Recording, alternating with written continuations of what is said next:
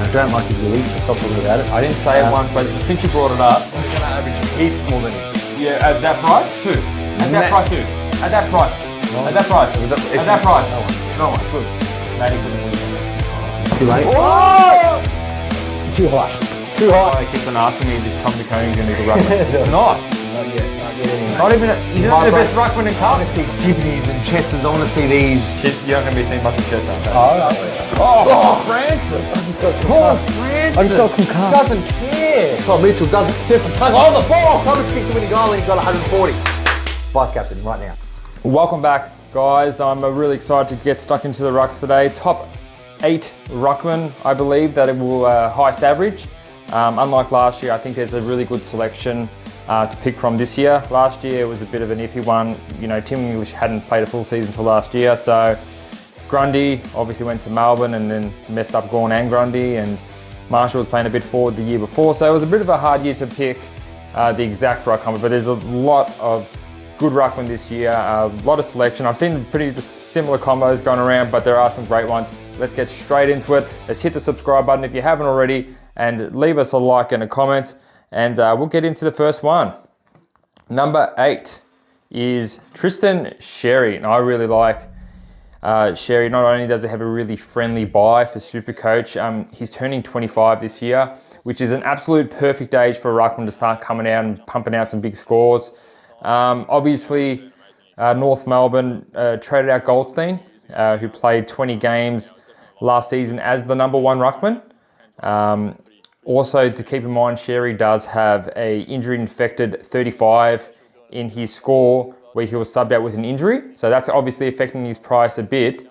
And obviously, if he's playing second ruck all of last year and this year he's going to be playing number 1 ruck, it's going to be a substantial change in scoring, you'd think. So Goldstein, just to go into it, Goldstein had 74% of the CBAs last year for North Melbourne, and Sherry only had 50%, which is really, really low.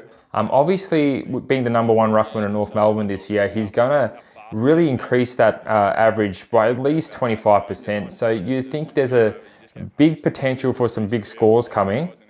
So Sherry hasn't played any season with being the number 1 ruckman yet. So look, his role is going to change. We know that. His CBAs is going to change. There's not a real solid kind of backup ruckman for Sherry as well. So you think he's going to get such a massive line share.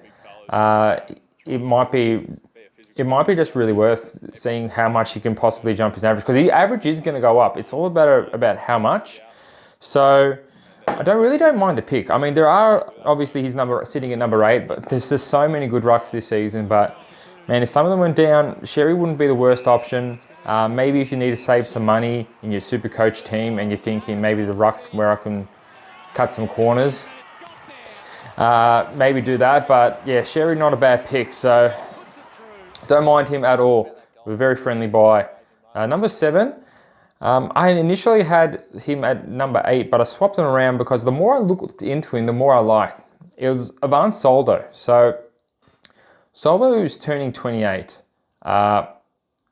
That's kind of when rucks start hitting their absolute premium scoring. But Soldo hasn't really had that opportunity to do that in Richmond with the big nank there. But look, I'm imagining, and I think a lot of people are imagining, that he's going to be the number 1 ruckman in Port Adelaide.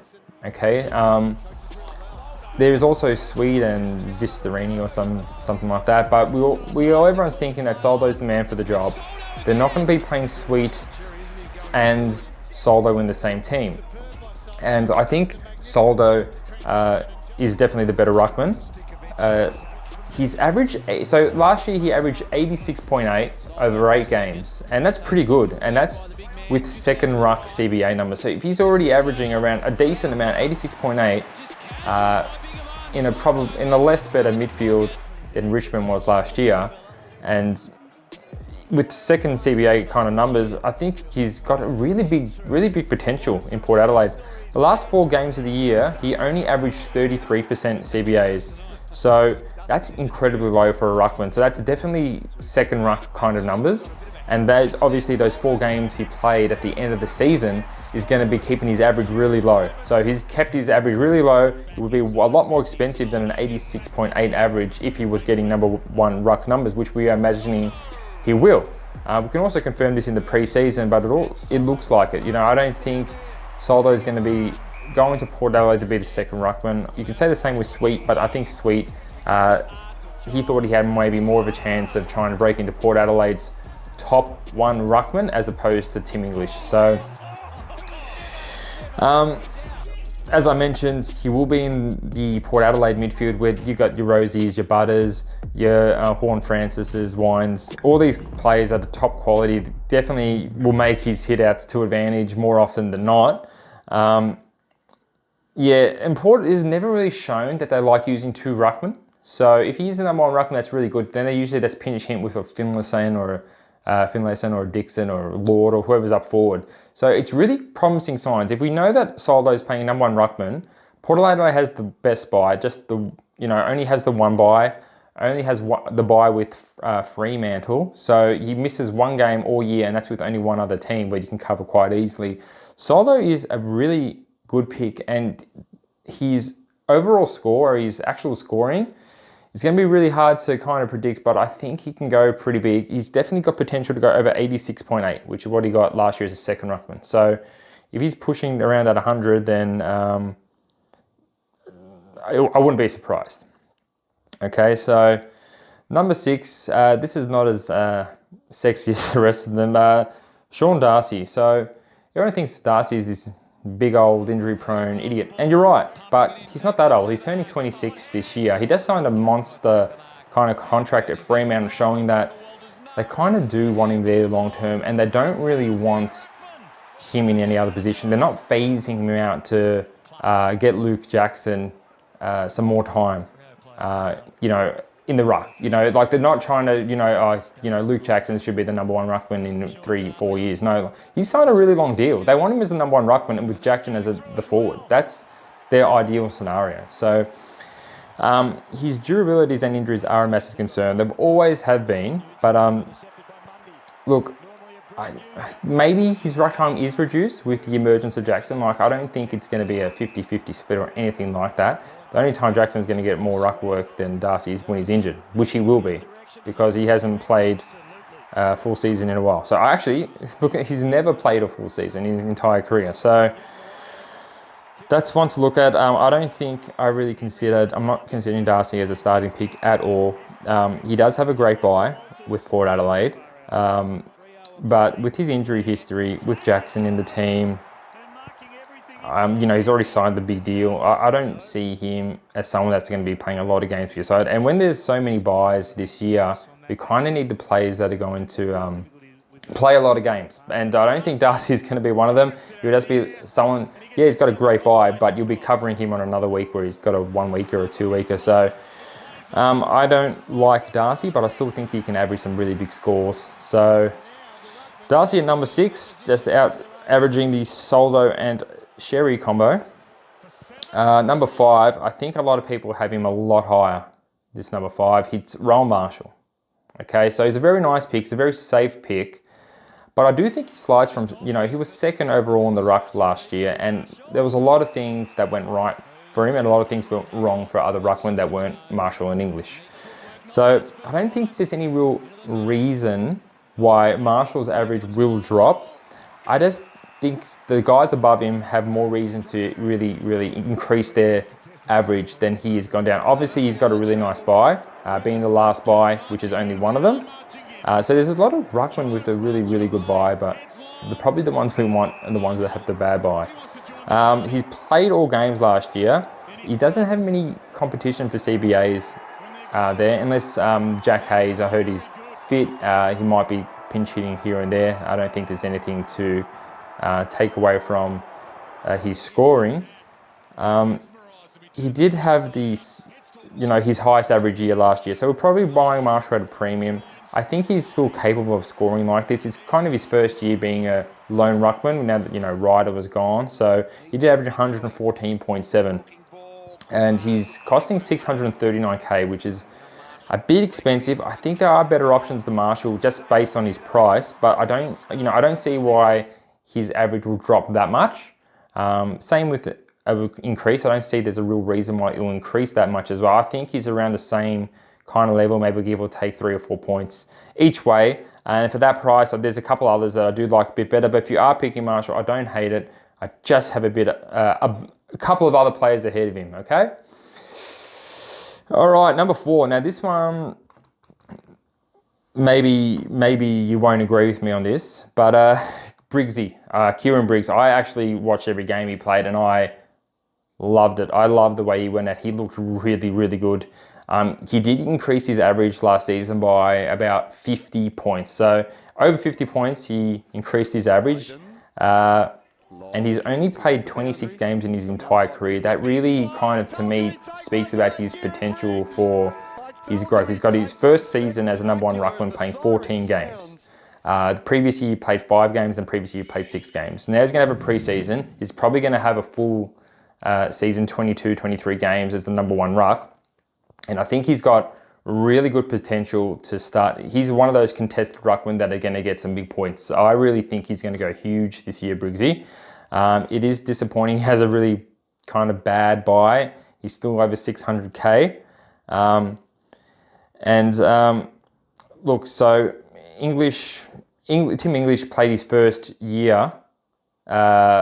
full season last year, and he had his highest average. So I'm predicting Briggs is going to have his first full year as the number 1 ruckman, and I think he will be able to increase his average by at least another 10, maybe 15 points, give or take. So I really do like Briggs. He's definitely secured his number 1 ruck spot. This is Bruce in the background, but I don't see a world where they play both of them. I don't see the world where Bruce comes back in over Briggs. He was really good. So not many highlights for Briggsy, but yeah, and I don't know. Let me know what you think about that one, guys. I think Briggs was really good. I just think he can only get better. I don't see why he would regress in his scoring at all. He came in, and ever since he was the number 1 ruckman, he started pumping out hundreds. So obviously with a bit more experience at AFL level as the number 1 ruck, I obviously think then he's got really, really big upside. Keen to know your thoughts about that one. All right. Number 3, I don't think there should be too many arguments about this, but this is Brodie Grundy. Could be a little bit higher even. So as the number 1 ruckman, I don't think there's any argument that he's elite. These were his recent scores. So 130 average over 22 games in 2018, 130 average over 22 games in 2019, 120 average over 17 games in the COVID year, which was all 17 games, and 115 over 20 games in 2021. And then there was that year where he got injured, where he scored 103 over 6 games in 2022. This is all numbers with him being the number 1 ruckman. And obviously, he wasn't the number 1 ruckman in Melbourne. He was literally 50-50 with Gawn, and towards the end of the year, he was a little bit less. He was even played as a forward a couple of games. But he did play, I think it was 3 games without Gawn last year. And so we know that Grundy still has it. He played the lone ruckman for Melbourne. These were his scores: 144, 143, and 123. That's huge scores. It shows you that he still is a dominant number 1 ruckman. He wants to be the only ruckman in the team. I don't think there's anyone else in Sydney. You got McLean pinch hitting or someone like that, McAndrew or something. He's the number 1 ruckman in Sydney. He's shown even last year, as recent as last year, that when he's the number 1 ruckman, he can pump out big scores. And at his discounted price, it would be really hard to not pick him. It would say, like, as much as you love, there's a lot of good ruckmen here. It would take a lot of courage to not pick him. There's no way he's going to average less than what he is. Yeah, he does have a bad buy, but I think he's at a price where you kind of just have to bite the bullet. You just have to, okay, he's going to be missing 2 games, but he can be getting me 130s, 120s every game. Sydney plays a nice contested kind of style of football, very close, lots of ball ups, lots of throw-ins, lots of tap outs. Amazing kind of pick, amazing price. You have to go Grundy. He's at number 3 at the moment, but could be higher. The other 2, I don't think there's going to be any surprises who those are. Number 2, I got in just as Grundy, Max Gawn. losing each other, losing the Tap brothers, his average is lower than what he would have, obviously, if Grundy wasn't there last year. Just like, you know, the opposite. So that he played games without Grundy and Grundy played games without Gawn. And they both averaged amazing when the other person was out of the team. So there was 4 rounds where Gawn played without Grundy and he scored 215, 120, 174 and 130. So absolutely massive scores. Gawn and Grundy without each other, a number 1 ruckman and the absolute elite scorers. Obviously his price is a little bit more expensive than Grundy, but a lot cheaper than what it would be if he didn't have Grundy last year. So this is just, you know, the old Gawndy kind of combo if you want. He's got a horrible bye, the worst bye. He's got 2 buys in the season and his second buy is with 5 other teams. It's a really horrible buy, but he's at a great price. He can be the number 1 ruckman. He's going to be by himself. I don't think they picked up any decent kind of backup ruck. If Gawn goes down, it's going to be like McDonald or something in the ruck. You know, so he's going to be getting the lion's share. Even at his age, he'll be getting all the CBAs for Melbourne, I would think. So he's also a pretty durable player. He has missed games here and there, but over his career, he's been pretty durable, just like Grundy has, besides when he had that neck kind of injury. A thing to keep in mind about Gawn, he did have a 0 last year. I think it was against the Lions where he got subbed out when he had an injury. So that's actually affecting his score. So he'd be a much, much more higher price if he didn't score that injury-affected 0. So he's at a really, really decent price, guys. So I think he's more in the realm of 650, 670, and by the end of the year, if he can be the number 1 or number 2 ruckman, yeah, look, it's Gawn and Grundy is looking real good, despite the horrible buys and all the other players around them. He could be the highest ruckman in the competition. Look at those 4 games: 215, 120, 174, 130 as the number 1 ruckman. Fantastic numbers, guys. So, but if you do want to go for the number 1 ruckman, which we are sticking to as being Tim English, number 1, Tim English, because he's turning 27 this year. He's a perfect age. He's not going to be rested because of his age. They've traded out Sweet, so there's not any competition or backup ruckman in the wings. I heard that Lob was going to do some hit-outs, but I'm sure that's not going to last long when they want to win. The first 6 games of last year, Tim English didn't score below 130 points. So already that's just amazing. It's an insane amount of progression and production that he was doing. And he only scored below 103 2 times last year. And he didn't score below 88 the whole year. So these are really obviously solid numbers. And for someone over 700k, you want some solid numbers.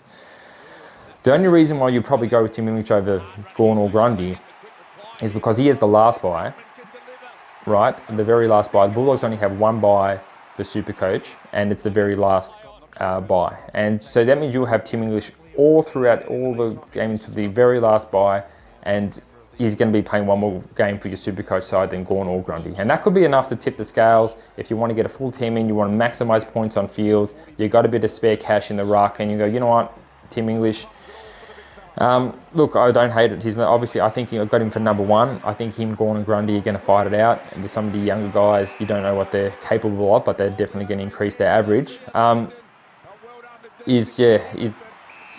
That Sweet being traded out, I think sweetens the deal.